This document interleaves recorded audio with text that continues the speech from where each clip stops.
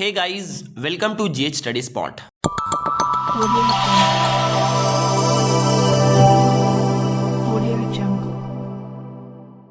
जैसा कि आप लोग देख पा रहे हो कि we have taken an initiative जिसके जरिए हम लोग माध्यमिक और हायर सेकेंडरी एग्जाम 2025 में अपेयर करने वाले स्टूडेंट्स के लिए different tricks, strategies, previous year question analysis, chapter wise theme discussion, chapter wise quick revision and marks pattern को डिस्कस कर रहे हैं। इससे पहले वाले कई सारे वीडियोस के जरिए हम लोगों ने हायर सेकेंडरी एग्जाम के कई सारे सब्जेक्ट्स के बारे और chapter wise theme, syllabus, previous year question analysis, quick revision and marks pattern को डिटेल्ड में डिस्कस किया है। अगर आप में से कोई सीनियर या आप में से किसी के सिबलिंग्स उसे देखना चाहते हो तो आप लोग इस चैनल के आइकन पे क्लिक करके उन तमाम वीडियोस को जाकर देखकर अपने एग्जाम के प्रिपरेशन को एक कर सकते हो और कम से कम टाइम में बहुत ज़्यादा से ज़्यादा मार्क्स को गेन कर सकते हो। इसके लिए आप लोगों को चैनल के आइकन पे क्लिक करना है और चैनल के वीडियोस की या प्लेलिस्ट के लिस्ट में जाकर आप उस वीडियोस को देख सकते हो। आज के इस वीडियो के जरिए हम लोग माध्यमिक 2025 के बारे बात करेंगे।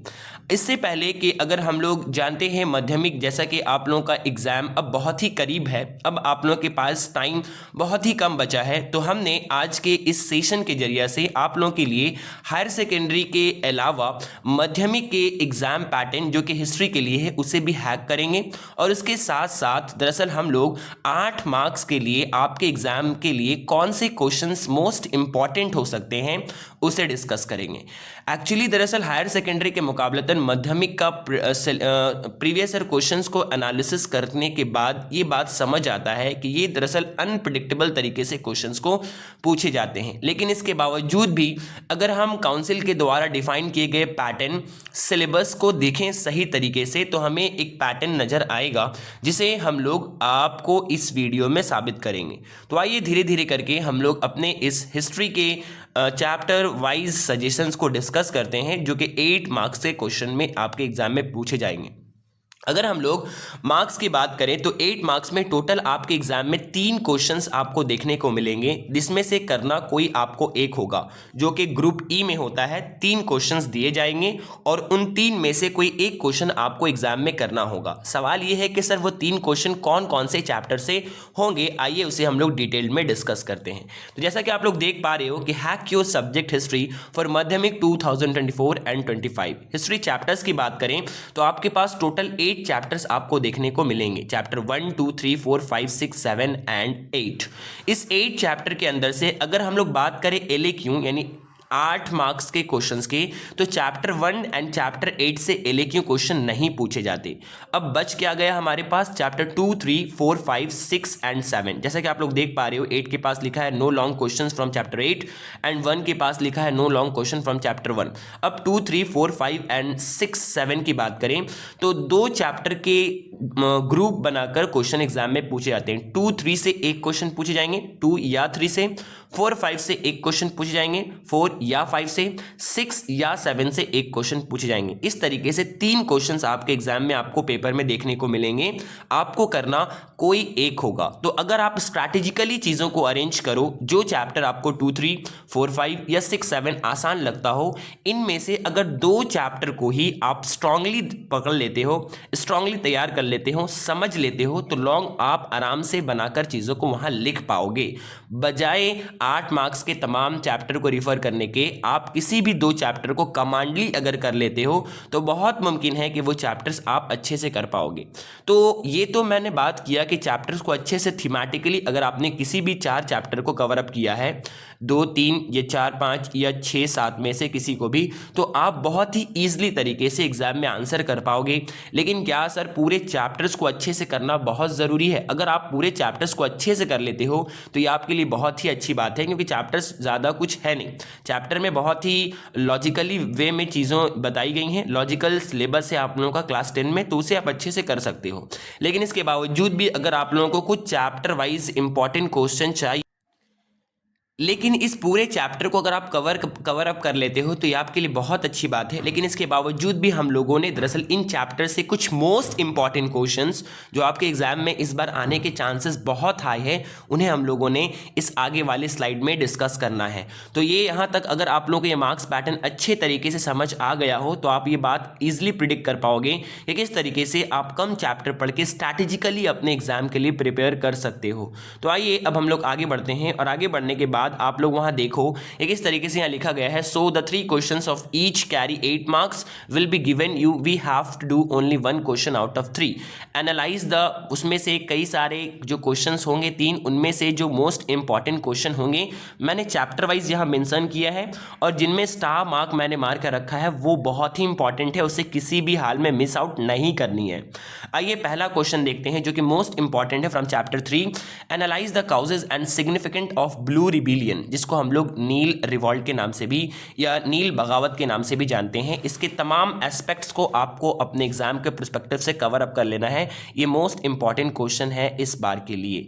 नेक्स्ट क्वेश्चन की बात करें तो क्वेश्चन नंबर वही 1 के अगर और में देखें तो देखो क्वेश्चन इस तरीके से पूछ सकता है, why did blue rebellion happen and analyze the characteristics of this rebellion. This is from also chapter 3. Next number question 2, what was the main causes of Santhal rebellion? Santhal rebellion के main causes क्या क्या थे?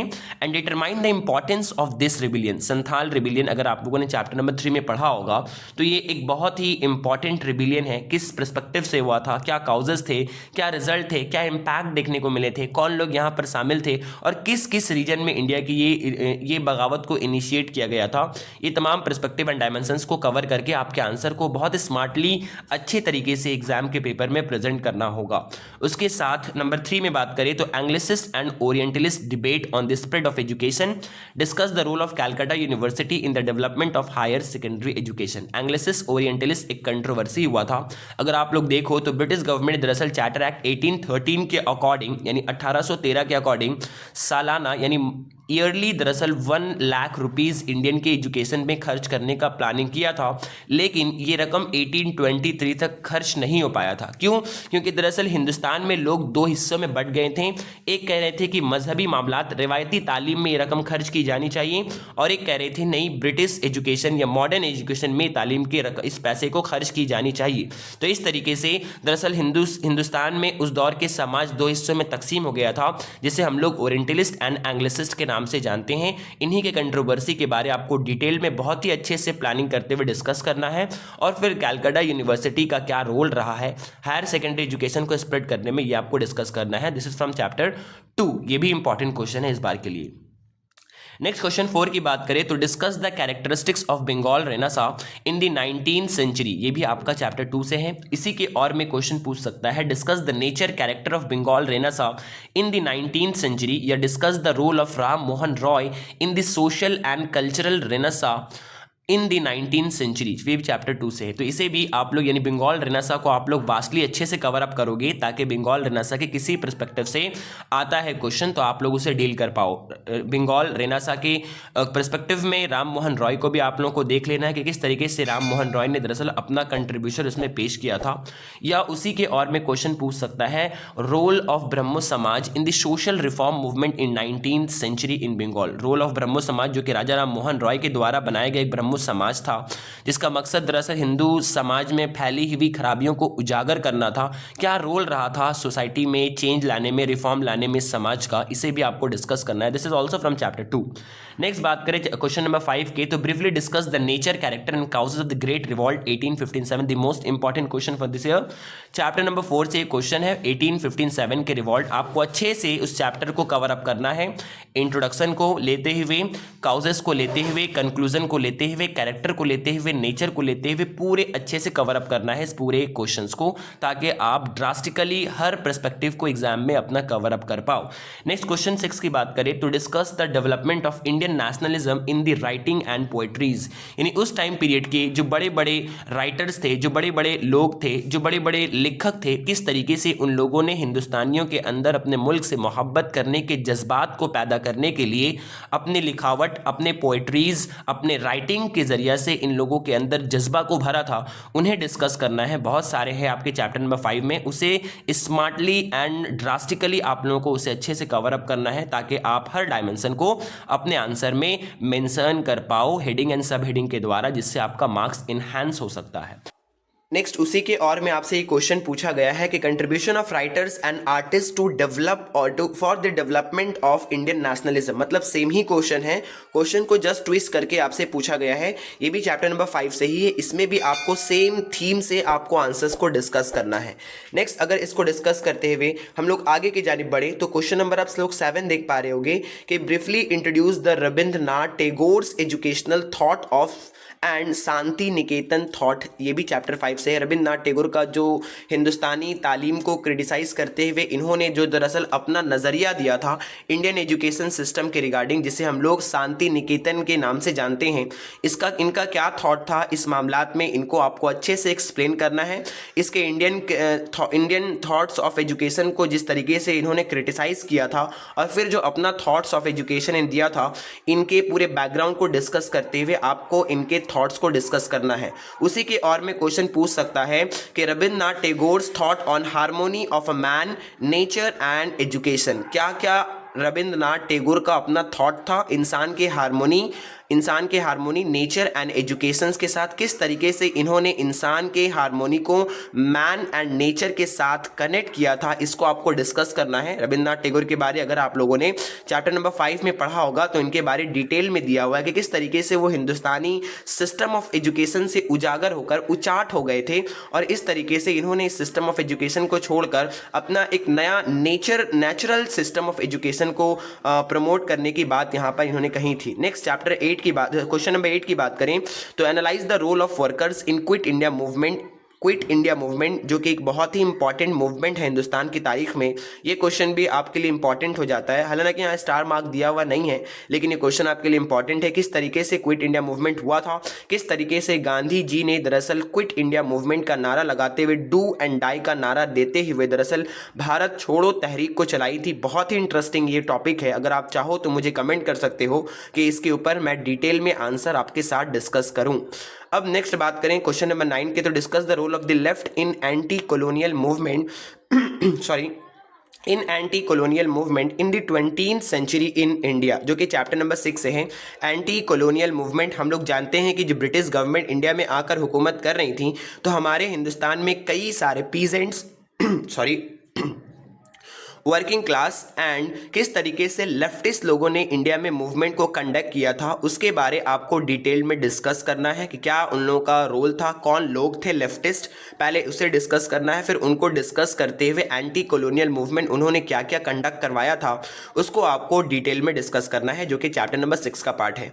Next बात करें question number 10 की, तो analyse the role of women students in the armed revolutionary movement. किस तरीके से जो हथियार साज जो आपके रिवॉल्यूशन हो रहे थे, किस तरीके से जो इस्लाह साजी रिवॉल्यूशन हो रहे थे उसमें क्या रोल अदा किया था, वुमेन्स का क्या रोल था और क्या रोल स्टूडेंट्स का था, उन्हें भी आपको डिस्कस करना है। एंड चैप्टर नंबर 7 से ये क्वेश्चन है। एंड नेक्स्ट क्वेश्चन नंबर 11 की बात करें तो discuss the Gandhi and Ambedkar controversy. क्या दलित के राइट्स को लेकर और क्या क्या सेपरेटिज्म को लेकर के इन लोगों के दरमियान आपसी कंट्रोवर्सी हो गया था गांधी जी और अंबेडकर को लेकर, इनको आपको आपके आंसर्स में अच्छे से डिटेल में डिस्कस करनी है, जो कि चैप्टर नंबर 7 का पार्ट है। एक क्वेश्चन मैंने आपको एडिशनली दिया है जो कि क्वेश्चन नंबर आपका चैप्टर नंबर 2 से है, जो कि यंग बंगाल है। डेरेजियो एंड यंग बंगाल के कंट्रीब्यूशन के रिगार्डिंग आपने सोशल रिफॉर्म से क्वेश्चन पूछ सकता है, तो ये एडिशनली आप लोग देख सकते हो। तो ये रहा सारा क्वेश्चन जो मैंने आपके सामने डिस्कस किया। सवाल बहुत सारे बच्चे कंफ्यूज होंगे कि सर तीन क्वेश्चन या एक क्वेश्चन एग्जाम में हम लोग को करना है, इसके लिए 10 क्वेश्चन। जैसा कि मैंने आप लोगों को बताया कि काउंसिल का क्लास 10 के लिए दरअसल माध्यमिक के लिए क्वेश्चंस को प्रेडिक्ट करना बहुत ही इम्पॉसिबल है, तो इसलिए फिर भी हमने इन तमाम चीज़ों को एनालाइज करते हुए रिस्क लेते हुए क्वेश्चंस को प्रेडिक्ट किया है। जस्ट आप लोगों को इन क्वेश्चंस को अच्छे से कर लेना है और इसके साथ साथ जो मैंने आपको ट्रिक बताया है इस एग्जाम में 8 मार्क्स के क्वेश्चंस को हैक करने का, कि किस तरीके से आप 2 चैप्टर को बहुत ही होलिस्टिकली कवर करके पूरे चैप्टर में कमांडली आप आंसर कर सकते हो, वो काम आपको कर लेनी है। एक नंबर 2, जो मैंने सजेशन दिया है उसे आपको अच्छे से देख लेना है, प्रिपेयर कर लेना है। उम्मीद करते हैं कि किसी भी हाल में आपका क्वेश्चन नंबर 8 मार्क्स के क्वेश्चन को आप इजीली अपने एग्जाम में डील कर पाओगे। तो आज के लिए इतना ही, फिर हम लोग मिलते हैं नेक्स्ट वीडियो में, जिसमें हम लोग माध्यमिक 2025 में अपेयर होने वाले स्टूडेंट्स के लिए different subjects and strategies and tricks को डिस्कस करेंगे। अगर आप लोग इसी तरह से और भी वीडियोस चाहते हो तो आप लोग अपने तमाम दोस्तों के साथ इस वीडियो को शेयर करो, चैनल को सब्सक्राइब करो, वीडियोस को ज़्यादा से ज़्यादा लाइक करो, और कौन से टॉपिक एंड कौन से सब्जेक्ट में आपको नेक्स्ट वीडियो चाहिए आप लोग उसे कमेंट बॉक्स में कमेंट कर सकते हो। आज के लिए इतना ही, फिर हम लोग मिलते हैं नेक्स्ट वीडियो में। तब तक के लिए आप लोग इस वीडियो से पूरा फ़ायदा उठाएं। वीडियोस को बनाने में बहुत सारे मेहनत लगते हैं, जिनमें बहुत टाइम डिवोट करना पड़ता है। आप लोग इस चैनल को अगर सपोर्ट करते हो, अच्छा सपोर्ट दिखाते हो, तो हम लोग दरअसल इसे कंट्रीब्यूट भी कर पाएंगे। यहाँ आसपास में बैकग्राउंड में बहुत सारे साउंड आपको आते होंगे, तो उसके लिए मैं आपसे माफ़ी चाहता हूँ, क्योंकि ये ऐसा एरिया है जो कि यहाँ से साउंड आपको देखने को यहाँ पर बैकग्राउंड में मिल जाएगा। तो आज के लिए इतना ही, फिर हम लोग मिलते हैं नेक्स्ट वीडियो में। Thanks for